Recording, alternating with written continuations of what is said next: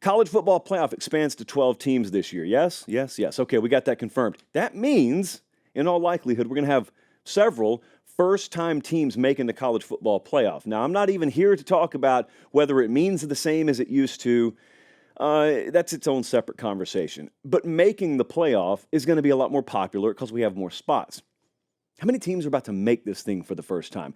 I had some teams just boom, boom, boom. We were talking about this earlier today that popped in my head, like Utah. Utah's the favorite in the Big 12 right now. And the Big 12 is a conference that's interesting for a reason I'll talk about later, but their odds currently to make the playoff are plus 290 yes, minus 385 no. Now, what I'm talking about there, David at FanDuel, I hope you're listening. FanDuel's supposed to wait until later in the show, but I'm going to give you the odds at FanDuel for these teams to make or miss the playoff tonight. And it's fascinating because I have never paid much attention to this market until this year. But there are odds. Any of these teams I'm about to mention to make or miss the playoff. In the Big 12, Utah's got the best odds, and they're plus 290 to make it. If you think they're going to make it, those are your odds. Minus 385, no. You know what I think about? I think about this whole home playoff game thing because the first round of the playoff games are going to be on home campuses or campi, which is, as we know, the plural of campus. And what would it be like? Everyone's talking about these Big Ten schools, these SEC schools.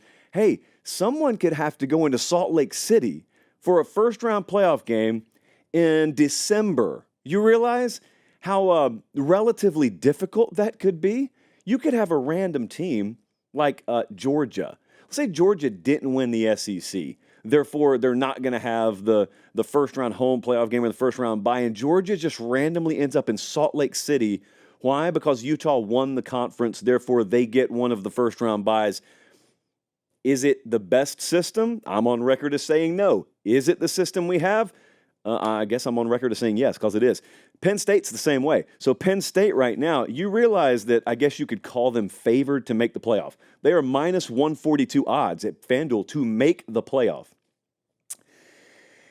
And I don't think anything needs to change. Some of these other programs, even considering the lowering of the bar because we've got more playoff spots, you could say like a Kansas State, I'm going to talk about them later, they still need to maybe elevate slightly as a program to just be in this thing every year. Penn State doesn't. Penn State's there. Penn State could not change a thing. They could just copy, paste, as they have been, and they're good enough for a 12-team playoff. And I think the same thing about them as I think about Utah.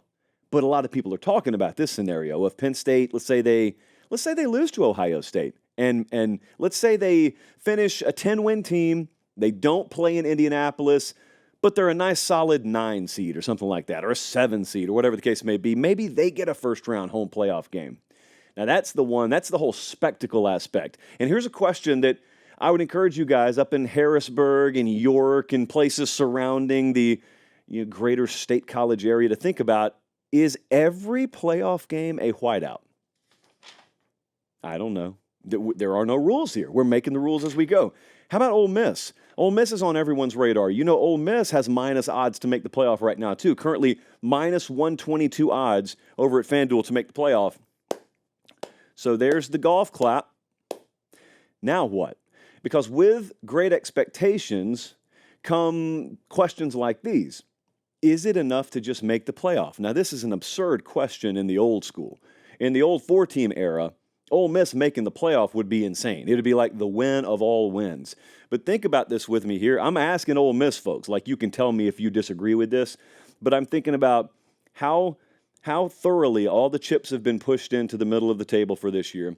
I'm thinking about Jackson Dart coming back. I'm thinking about everything seemingly having built to 2024, how aggressive they were in the transfer portal, the fact that 12 teams are going to make this thing now. So my question is, if I could tell you right now, you'll make the playoff, lose in the first round, and you're out. Is that good enough for you? Very curious, genuinely curious about this. Georgia folks would say no. Ohio State folks would say no to that. This is Ole Miss. Ole Miss, rarefied air we're talking about. Lane Kiffin's never taken his team to the playoff. They've never had at least an odds market that looks this favorable. 4-team, 12-team, whatever. Would you be happy making the playoff? I sort of think the answer is no. I sort of think their expectation level is higher than that. Now, you can go on this whole like alternate diatribe, and you can say, well, that's unrealistic or that's unreasonable. That's fine. Okay, you may even be right. I'm not asking what's reasonable. That's not fun. Man, this is college football. This is the SEC. This is the transfer portal era. This is the NIL era, man. We're talking about high expectations at Ole Miss, so I want to know how high the expectations are. That's all.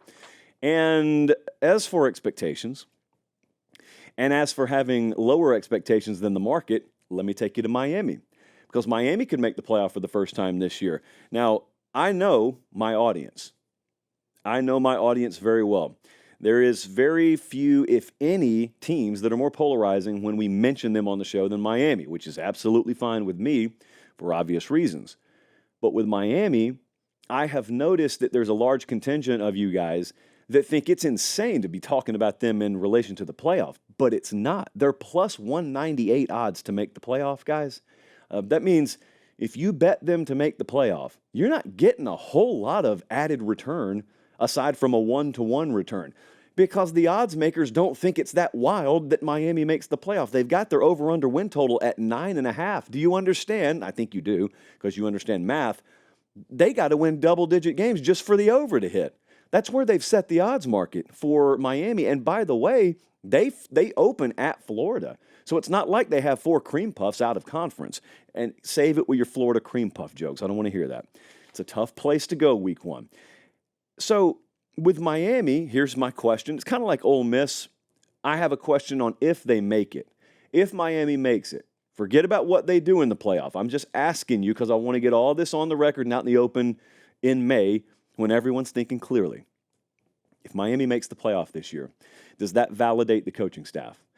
And does it invalidate a lot of the doubts people had? Or if they make it, do people just say, well, yeah, they went and got Cam Ward. Anyone would have made the playoff with Cam Ward. You can have your opinion.